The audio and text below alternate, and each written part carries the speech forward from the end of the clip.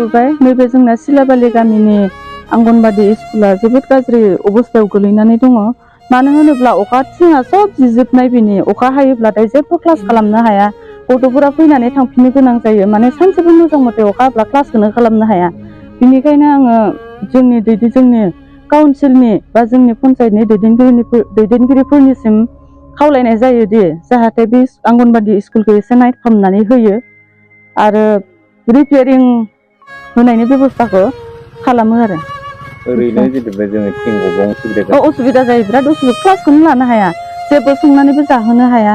गथ'फ्रा फैनानै थांफिननो गोनां जायो अखा हाबाथाय जेबो खालामनो हाया माने बिदि जायो। आरो नुखादों थिंनि अबस्थाया सब गब्लंजोबनाय।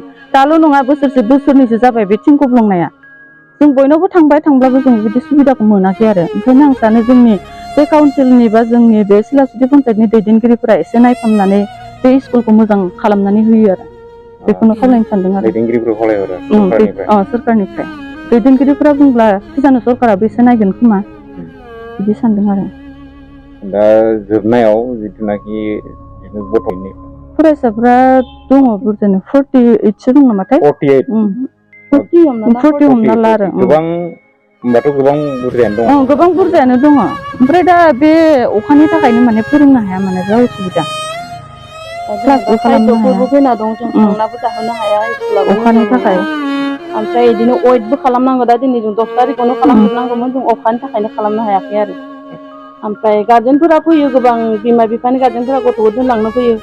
गामिनि मानसिफ्राथ' बयबो मिथिया स्कुला गब्लं ना मा थिं गब्लं ना मा बेखौथ' बयबो मिथिया। बेखायनो माने बिमाफोरा दोननो फैनायफोरा नुलाङो आरो नुनायफोरा सानो आरो मिथिजोब्बाय दाना अखा हाबा क्लास खालामनो हामारा थारैनो नंमारगौ खोन्थाया होनना।